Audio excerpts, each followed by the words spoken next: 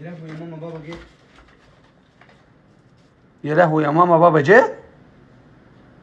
انت كتبت لي درس الجمعه ولا ايه؟ ايه ده؟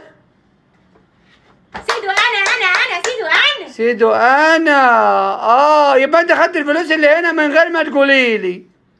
هو انا كده كتوم؟ كتومه؟ ايوه، اي حد يقول لي حاجه بعتبر بره في سير. بر في في سير.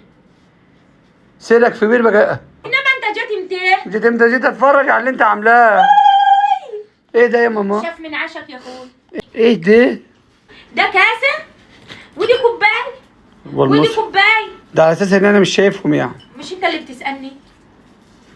جايباهم من ايه؟ من المورد الرئيسي والاساسي اللي بيجيب الحاجات دي. ما تفرجيني كده طيب. ده طقم كريستال البوهيمي. طبعا انتوا شايفين جمال وجودة الحاجة بعينيكم، انا بقى لمسها بايدي. ده طقم كاسات البوهيم، ومش عشان هو كريستال اصلي يبقى غالي، لا احنا جايبينه من صفحة كاسات نيش، اسعاره متهاوتة جدا وفي متناول الجميع. ليه بقى؟ عشان هما المورد الرئيسي في مصر للكريستال ده او للنوعية دي. عندهم تشكيلات تحفة، وفيه هدايا بتطلع على الاوردر ابو 1000 جنيه.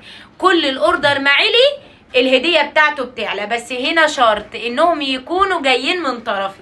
اي حد هيقول انا من طرف استاذة مروة النجار هيكون له هدية قيمة على حسب الاوردر اللي طالع له والمبلغ اللي دفعه. هناك حاجات بتبدأ من 40 جنيه، شفتوا لحد فين؟ لغاية ما انتوا عايزين، لغاية كل الأذواق هناك. تبارك الرحمن. هتكلموا أستاذة أسراء على الأرقام اللي هتظهر قدامكم دلوقتي، وهسيب لكم اللينك بتاع الصفحة بتاعتهم في أول كومنت.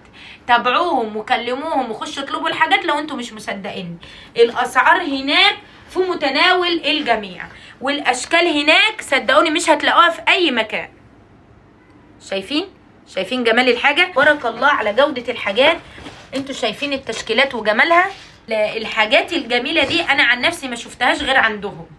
تبارك الرحمن. انضف انواع الكريستالات والكاسات وكل شغل النيش العملي. يعني رغم جمال الحاجة انتوا شايفين ان الحاجة نستعملها، مش حاجة هنحطها منظر في النيش. لا، الكاس ممكن تتصبي فيه وتشربي منه، الكوباية تقدري تصبي فيها شاي وعصير، الكاس التاني انتوا شايفين جماله وحلاوته. تبارك الله. اسعار مش هتلاقوها عند حد. كلموهم، بس شرط اللي هيخش يكلمهم وعايز ياخد هدية العرض لازم يكون من طرفي، لازم يكون من متابعيني. المتابعين بتوعي كلهم لهم خصم قوي جدا، ده غير الهدية اللي هتطلع مع الاوردر. كل ما زاد تمن الاوردر كل ما عليت قدر الهدية بتاعته.